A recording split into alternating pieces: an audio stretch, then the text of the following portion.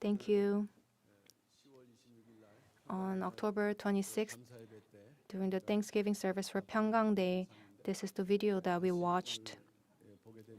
And as we watched it again today, we thought about how Pyungkang Church is today and the mission that we have for the days to come. And it was truly a precious video. And we thank you for all those who have prepared. And today I have a few announcements. And these are important announcements. But since a lot of time has passed, I will keep it brief.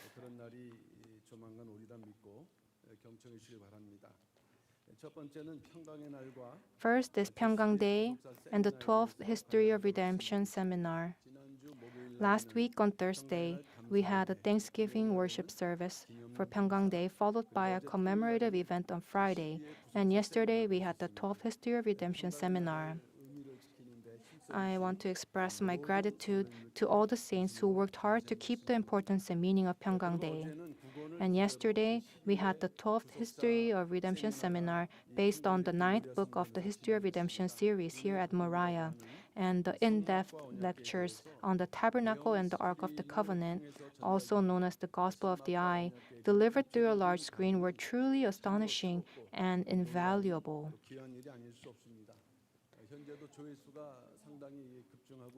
And the videos on YouTube, the views are going up, and I hope that our Pyungkang saints will take this opportunity to study the Tabernacle and the Ark of the Covenant through the lectures that are up on YouTube. And second, there was the session meeting last week, and we will tell you the results. The provisional session last week was crucial as it addressed the pressing issues facing our church and prepared us for the future. And I would like to briefly report on the outcomes. And among the 4 issues, I would like to address the second agenda and the 2 agendas that were proposed.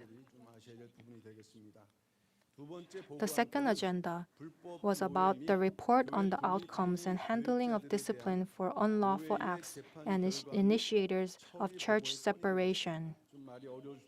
It sounds a bit difficult, but we will provide more details about the disciplinary actions during the advertising time. There was the issue regarding pastors among the 16 pastors of the breakaway side who had previously rejected the session's decisions and received discipline for the misconduct related to the drinking incident during Lent, but refused to comply.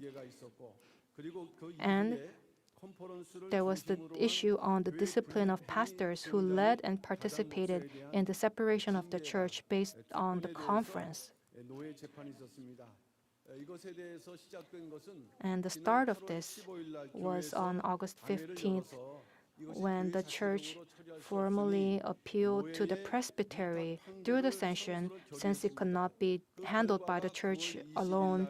Regarding the discipline of these 2 issues and the results, the presbytery sent the verdict to the church on September 20, which was reported during the session on October 22nd, and this is what I am reporting to you today.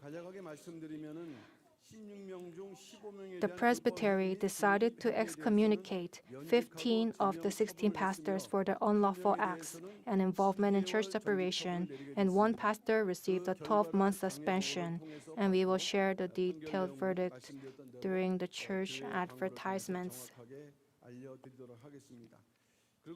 Next, the proposed items included: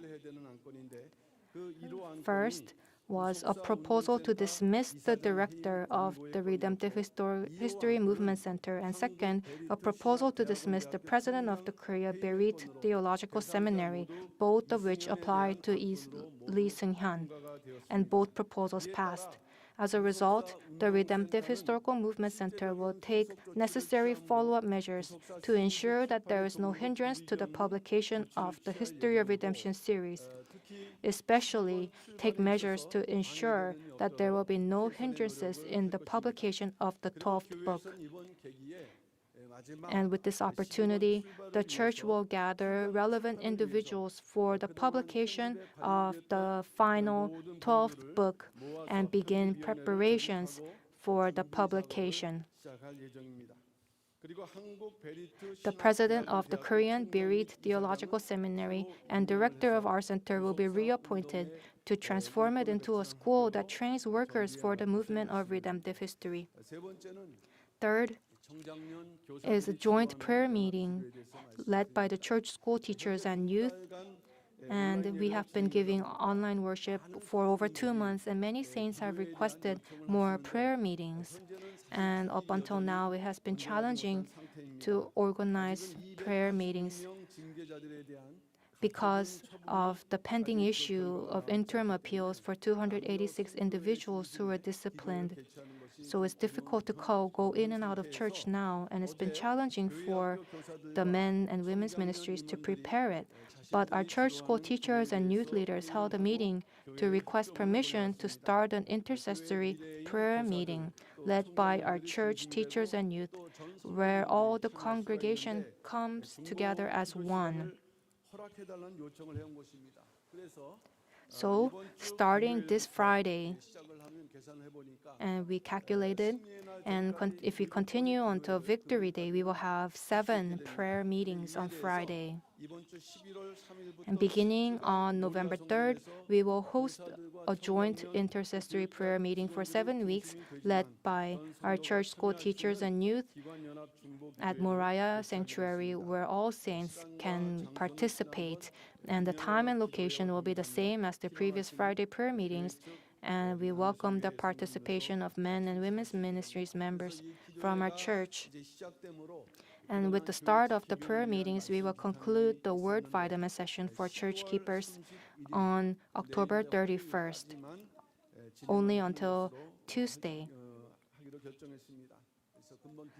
And we ask for the participation of our saints. So it will be a time of prayer as we conclude this year and a time of fervent prayer.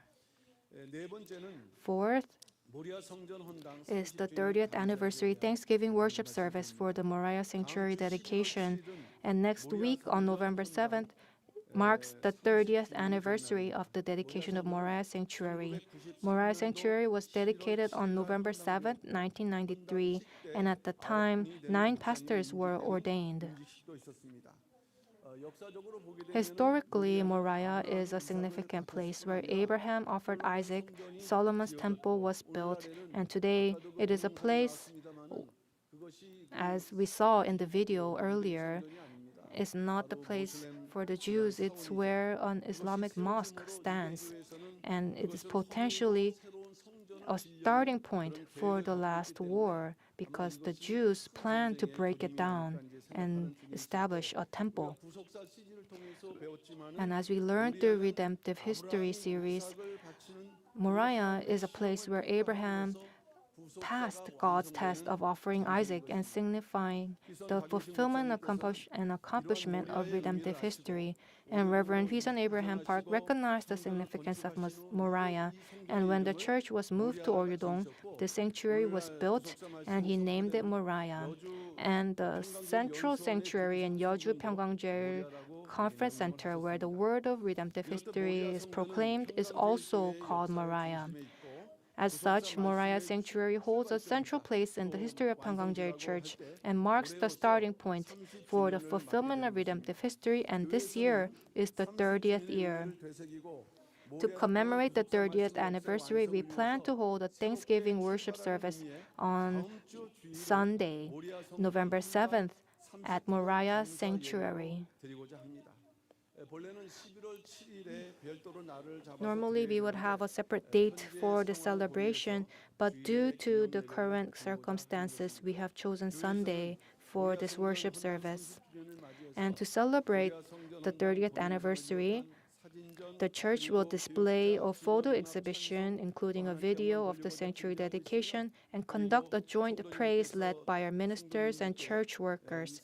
And we are also preparing commemorative gifts for the saints.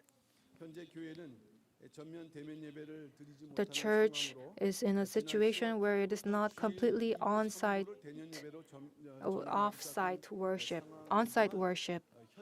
And with the second, third services being in the sanctuary starting on October 8th, but we are still unable to fill Moriah Sanctuary.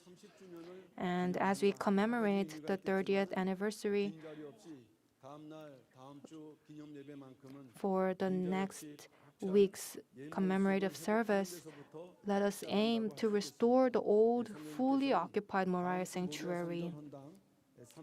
So we hope that the commemorative worship service for the 30th anniversary of Moriah Sanctuary, that you will come to the sanctuary to give worship, and may it be a starting point to address current issues and make progress through the fulfillment of redemptive history. And we ask for your prayers and full participation. And lastly, today,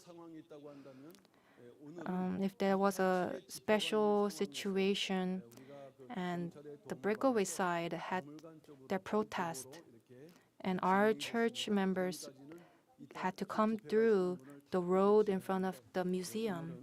And up until now, the doors were closed. And through the participation of the police, we will continue to open the doors like we did today. And in particular, on June 30th and July 1st, the breakaway side planned to do a congregational session.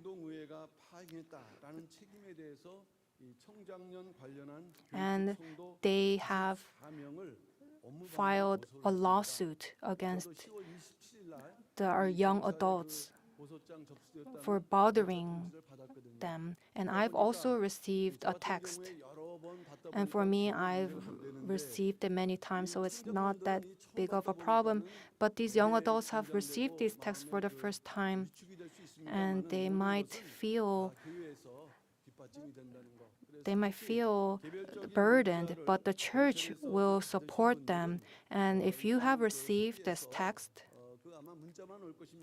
first they will send you a text. But if they contact you again, tell them that you will contact them back. And please contact the administrative office of the church, and we will gather a list of these 94 people and get a lawyer to act accordingly. And this is something that we have not done wrong. So please do not worry and ask the church so that it will be treated accordingly. And thank you.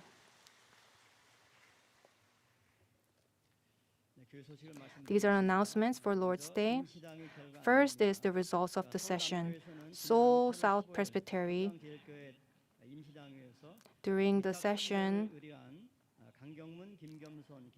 강경문, 김겸손, 김성찬, 엄영준, 이성규, 이승현, 조종삼, 황영수, 황은국, 박태근, 김재철, 안현태, 오세용, 이성규, 임광호, and 조영남. These 16 pastors have requested a verdict and a judgment to be given, and the following is the sentencing. Defendant 강경문, 김겸손, 김성찬, 엄영준, 이상규, 이승현, 조종삼, 황영수, 황은국, 박태근, 김재철, 안현태, 오세용, 이성규, 임광호, 조영남. And the following pastors will be dismissed and excommunicated, and Kim Jae-chul will be suspended for 12 months. And the church has received the following report from the provisional session on October 22nd and dismissed those who have been dismissed by the presbytery. Next week, November 5th, is the 30th commemorative service for the 30th year of the dedication of Moriah Sanctuary, and there will be a photo exhibition of the Moriah Sanctuary and a gift for the 30th year of Moriah and 10th year of Victory Day lamp. And the 7-week prayer meetings for the mediation to stand as one will be held starting from November 3rd Friday to December 15th Friday for 7 weeks on every Friday at 8 p.m. Moriah Sanctuary for church school teachers, adults, young adults, and all the saints. And the Word Vitamin session will conclude on October 31st, Tuesday. We have the following History of Redemption seminars in Osaka Japan, November 3rd at the Osaka Municipal Lifelong Learning Center. Daegu History of Redemption Seminar, November 7th, Tuesday at Daegu. And a special book launching service in Vietnamese and a History of Redemption Seminar on November 14th, Tuesday.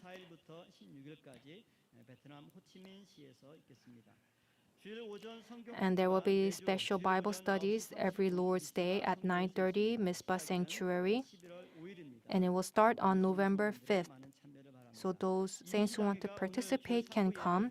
And the provisional session of the elders will take place today after third service at the second educational building on the third floor. And we're looking for a conductor for Simeon and a choir for Lord's Day third service. Application will be received from today until November 5th. Please contact the secretary of the Simeon and a choir for further information. And Yeoju water will be supplied starting today, only on Lord's Day from 9 a.m. to 2 p.m. And the registration for the cars, the car parking permits will be given in front of Gilgal before and after service. And after 4 p.m., it will be given at the administrative office. And it cannot be reissued. You have to pick one up for yourself. And if you lose it, you can reissue it for 2001. And we ask that you pick it up and write your phone number right away and attach it to your car. And the 3D puzzle for the ninth book of the History of Redemption series will be sold. It is reduced to a scale of 1 out of 114, and you can assemble the tabernacle and the holy place, and you can erect the tabernacle yourselves, and you can use it as the transcending of faith to your children. And we will sell this for 10,000 won in front of Jabez Sanctuary. And lastly, there will be a meeting for on November 2nd at Itam Sanctuary.